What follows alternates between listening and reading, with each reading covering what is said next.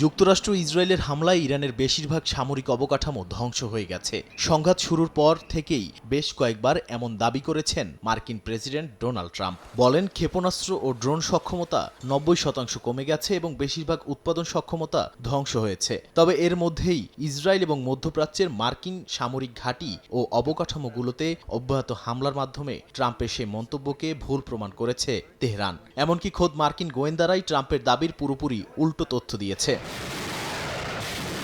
যুক্তরাষ্ট্রের গোয়েন্দা তথ্য বলছে, লাগাতার হামলার পরও ইরানের প্রায় অর্ধেক ক্ষেপণাস্ত্র, লঞ্চার ও ড্রোন সক্ষমতা অক্ষত রয়েছে। গোয়েন্দা সূত্রের বরাত দিয়ে সিএনএনের প্রতিবেদন বলছে, হাজার হাজার ড্রোন এখনও মজুত আছে এবং উল্লেখযোগ্য পরিমাণ ক্ষেপণাস্ত্র ব্যবহারযোগ্য অবস্থায় রয়েছে। এমনকি কিছু লঞ্চার হামলার কারণে সাময়িকভাবে অচল হলেও সেগুলো পুরোপুরি ধ্বংস হয়নি। আগামীর অগ্রগতির ভিত্তি আনোয়ার ইস্পাত, স্ট্রংগেস্ট স্টিল সিন্স 1978।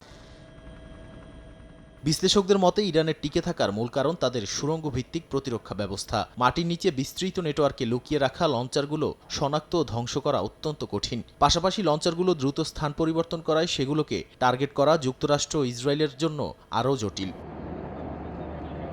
যুক্তরাষ্ট্রের জন্য আরেকটি বড় উদ্বেগ হল ইরানের উপকূলীয় প্রতিরক্ষা ও নৌ সক্ষমতা। তেহরানের কাছে এখনও স্বল্প পাল্লার ক্রুজ ক্ষেপণাস্ত্র এবং শত শত ছোট নৌযান এবং ড্রোন বোট রয়েছে। এগুলোকে হরমুজ প্রণালীতে জাহাজ চলাচলের জন্য বড় হুমকি হিসেবে দেখছে মার্কিন গোয়েন্দারা। বিশ্লেষকরা বলছেন, এই সক্ষমতা পুরোপুরি ধ্বংস না হলে যুদ্ধ দ্রুত শেষ হওয়ার সম্ভাবনা অনেকটাই কম। আর এমনটা হলে বৈশ্বিক অর্থনীতির ওপর চাপ আরও বাড়তে পারে বলে আশঙ্কা তাদের।